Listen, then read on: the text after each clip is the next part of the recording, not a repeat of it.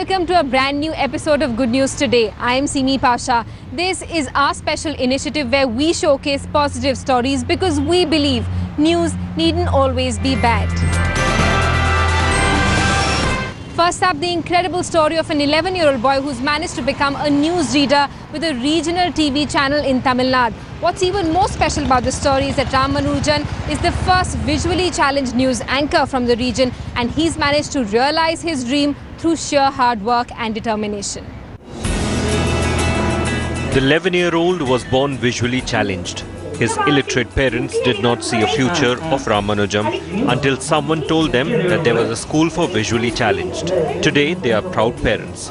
Their dream of seeing their son make a name for himself has come true. Ramanujam's parents, who watched their son's first ever news presentation live, were overcome by emotion. நியூஸுக்கு இவன் நல்லா பண்ணுறானுங்க sir, இவனை வேணால் எடுத்துக்கிறேன்னு சொன்னாங்க. 6 மாதமாக இப்போ இவனுக்கு training கொடுத்துருப்பாங்க போல தெரியுது. நல்லா பண்ணியிருக்கிறான். அது முதல்ல சொந்தக்காரங்கெல்லாம் பேசினாங்க, இவனுக்கு போய் 2 லட்ச ரூபா செலவு பண்ணிக்கிட்டு தோட்டத்தை விட்டுட்டு விவசாயம் பார்க்காம அங்கே போய் இருக்கிறேன்னு சொன்னாங்க. இன்றைக்கி சொன்ன சொந்த பந்தங்கள்லாம் பார்த்த உடனே இந்த பையனுக்காக எங்கே வேணாலும் போகலாம் அப்படின்னு சொல்கிறாங்க. எங்களுக்கு ரொம்ப சந்தோஷமாக இருக்குது. Ramanujam is a student of class 5 from government school at Olayampalayam. He has never let his disability get in the way of his determination, although his challenges are greater than most. என்னோட பெற்றோர்கள் நான் விவசாயம் எல்லாம் பண்றாங்க. நாங்கலாம் விவசாயம் பண்றோம். இந்த நியூஸ் வாசிக்க வராதுக்கு முன்னாடி வீட்லலாம் ஸ்கூலுக்கே சேராதுக்கு முன்னாடி ஸ்கூலே இல்ல, ஒரு மாதிரி ரொம்ப வீட்லயே சும்மா இருந்தேன். அப்புறம் ஸ்கூலுக்கு வந்தேன். அப்புறம் எல்லாம் படித்தேன். நியூஸ் வாசிச்சதுக்கு பிறகு ரொம்ப சந்தோஷமாக இருக்குது. எல்லாம் எனக்கு பாராட்டு கொடுத்து சும்மா ரொம்ப சந்தோஷமாக என்னை கொண்டு போனாங்க. இப்போ நான் ரொம்ப சந்தோஷமாக இருக்கேன், எப்பவும் இருக்காத விட.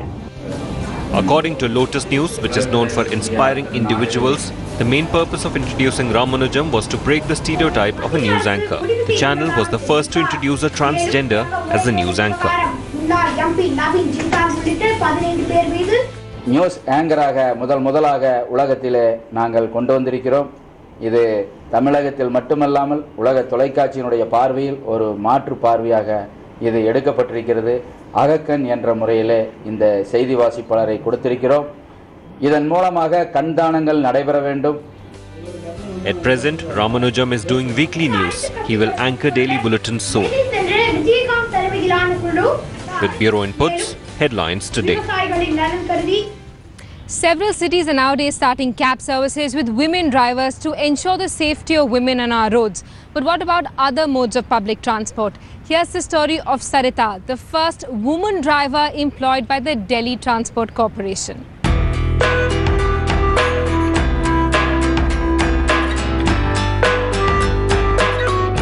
Vankadarat Sarita is a trained public transport driver. She's the first woman driver of Delhi Transport Corporation. Sarita was working as a private chauffeur in South Delhi when she was hired by the DTC. Delhi के अंदर DTC में अभी जितने driver थे वो अभी तक पुरुष हुआ करते थे. आज पहली बार दिल्ली में वी सरिता ने इस चैलेंज को स्वीकार करते हुए पहलकदमी की कि हम DTC के बस ड्राइवर बनने के लिए, और आज दिल्ली सरकार ने, परिवहन विभाग ने उसे नियुक्ति पत्र आज सौंप दिया है.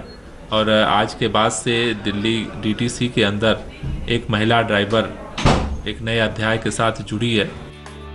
30-year-old Sarita is currently posted at Sarojini Nagar depot on daytime duty. She needed public service vehicle badge before she was inducted in the service. Sarita had heavy vehicle driving license issued by RTA Nalgonda. Once selected, she had gone through 4-week-long job training at DTC training school and medical fitness test before she was put on a duty roster. मैं रखूँगी कि मेरे साथ मेरी महिला passenger ही रहेंगी. उनके लिए मैं सुविधा की जैसे स्टैंड पे उनको बैठाऊंगी, स्टैंड पे उनको उतारूंगी और रेड लाइट नहीं क्रॉस करूंगी. और एक कोई भी हमें दुर्घटना हो, कोई भी कुछ भी हो तो हमें सीसी कैमरा लगा हुआ है. हमारा एक पुलिस हेल्पलाइन भी है. हमें सारे सुविधा दिया गया है. The capital has seen women driving public vehicles like autos, cabs, but a public transport bus is the first. Now to another incredible story of a physically challenged person who's taken on the responsibility of finding and clearing snow-covered roads on the Srinagar-Kargil highway. Thanks to Tula Khan, drivers are able to drive through smoothly on that difficult terrain. Take a look.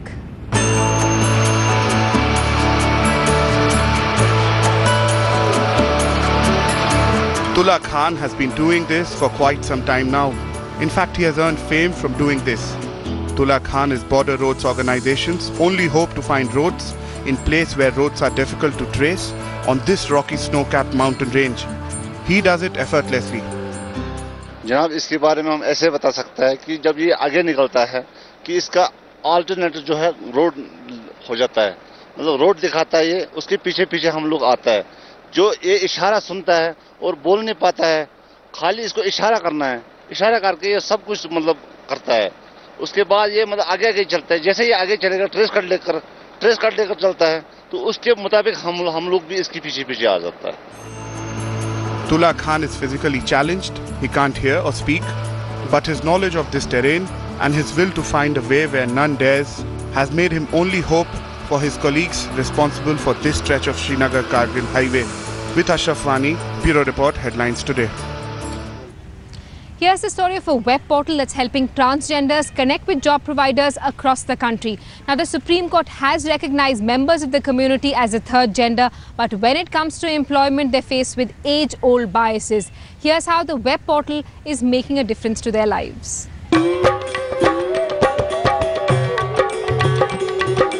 Traditionally, the best networking in the entire subcontinent was done by those who society shunned and feared in the normal routine of social life. Yet, the transgender community in India are a fixture when it comes to social occasions like births and marriages. One of the very few earning opportunities for people of the community. Till recently, they were not allowed an official gender identity, but the Supreme Court laid that to rest. Other decrees by the courts opened up avenues of employment in government and government-administered institutions. But where were the opportunities? How would a transgender person look for a job? In what is being seen as a first, there is now a portal that hunts jobs for transgenders as well. In today's world, it's not about the sex or gender. It's about people who have talent, people who have the zeal to work. So what we wanted to say is there are a lot of companies also who want to hire transgenders. So we thought we will be the first company to introduce this concept along with other people, like it can be a housewife, it can be a retired, it can be a student, it can be an employed. So anybody, these guys, the transgenders are also equal to them. So we thought we'll give a platform for them to apply for jobs and also for the companies to get these sort of people. The portal, taking a cue from the unique network of the transgender community, has appointed transgender agents across cities to help job seekers from the community. With transgender agents also being appointed in areas where applicants may not have access to the web, this private initiative is being seen as the harbinger of ultimate equality in society. It's irrelevant of your caste, class, gender, sexuality, ethnicity, etc. They're just talking about human beings. If a person, you're illiterate, they are there to take up the challenge or the determination to skill up that person, to take up that, to build the capacity to talk about mainstreaming employment opportunities. And as you were quoting about transgender communities, we are completely neglected by all the sections. I think in that way, this group has really come forward to work with sexual minorities. I think it's very heartily welcoming. It's a warm welcoming move for the entire country.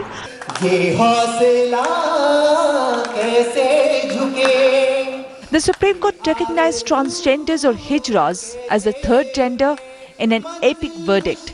This portal is but another step forward in the right direction. From Bangalore, Pratibha Raman for Headlines Today. Do you know that sports stadiums are real power guzzlers, especially when matches are being played after dark? The good news is that Bangalore's Chinnaswamy Stadium has set up a rooftop solar power plant, making it the first cricket stadium in the world to go green.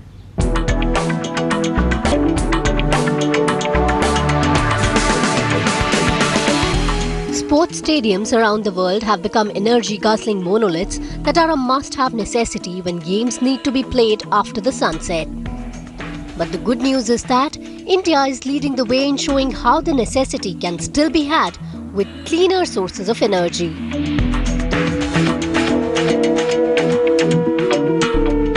Bengaluru's Chinnaswamy Cricket Stadium is the first cricket venue in the world to have a rooftop solar power plant. The power generated here is expected to provide for a significant percentage of the stadium's total energy requirement, and so not only will the Chinnaswamy Stadium have a brightly lit pitch in the centre, it will also save energy and reduce carbon emission in the environment in the process. We are extremely happy to have launched this solar concept at Chinnaswamy Stadium. As you rightly said, this is the first time a cricket stadium across the globe to generate such amount of solar energy. So in the Karnataka State Cricket Association, we have installed 400 kVA solar unit, which generates about 6 lakh units, which will in turn, which we will get about 40% of our power will be met from the unit from the solar generator. At the rate of about 10 rupees per unit excess, power generated will be sent into the power grid. Approved, commissioned and installed in less than 50 days, this solar plant is expected to generate additional revenue for the Karnataka State Cricket Association.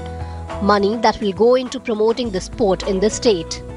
We have spent about 3.82 crores net amount for the entire project of solar energy.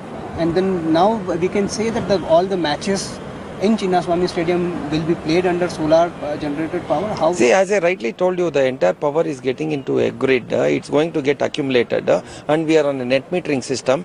From 15th, we are inaugurating the solar of Power Minister, Government of Karnataka, D.K. Shivakumar is going to inaugurate it. Since then, my entire unit comes to my controlling unit to the extent of 6 lakh units. Definitely 40% of my requirement of Chinnaswamy Stadium will be generated by my solar power plant. India relies on coal for 3/5 of its energy needs, while solar power accounts for less than 1%. The rapidly falling cost of solar power has ignited interest in its potential to make India one of the world's largest renewable energy markets by the next decade. Let's hope that other venues around the world are able to replicate the Chinnaswamy model in promoting clean energy. The Gujarat government wants to find out the exact number of big cats in the state, and for that purpose has decided to carry out a census of lions, tigers and leopards. Now ordinarily this is an exercise which is considered to be too unsafe for women because forest officials are required to stay inside jungles for days and months on end. But the state government has decided to make the process more inclusive by roping in young women. Take a look.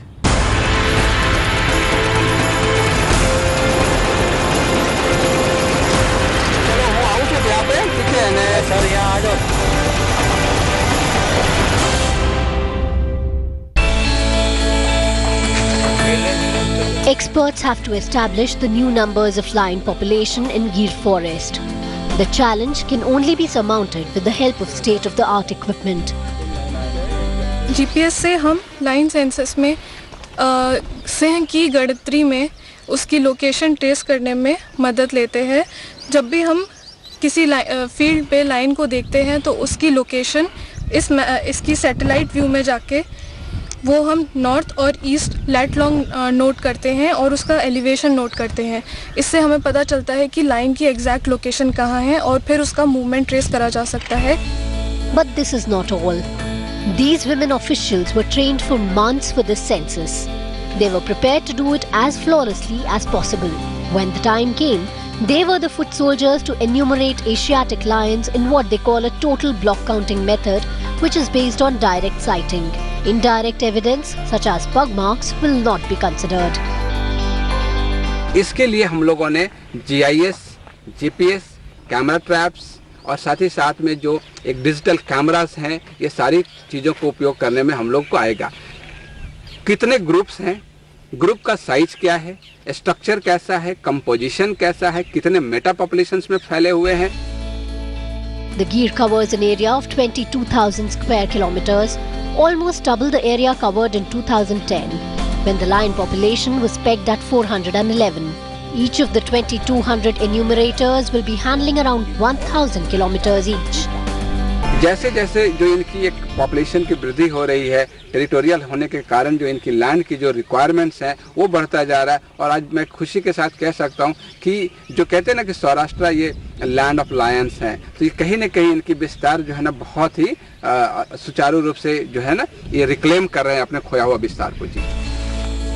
Beyond the 1,400 square kilometer area of Gir Sanctuary, the count covers 8 districts of the Saurashtra region. Besides, 625 points for sighting lions have been identified through a 9-month research. And in the end will come the final result of the Asiatic lion population, which by all indications are on an emphatic rise. Post the Himalayan tragedy that left thousands dead in Nepal, there's increasing awareness in India as well to monitor seismic activity. The good news is that the Geological Survey of India is now planning to set up centers from Agartala in the far east to Nagpur in the west that will provide earthquake-related information in real time. Take a look.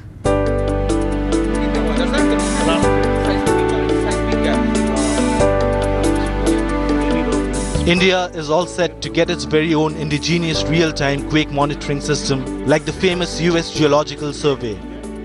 GSI, or Geological Survey of India, is in the process of setting up an extensive network of integrated seismo-geodetic equipments across 10 locations in India, which will give earthquake data in real time. We will be able to inform.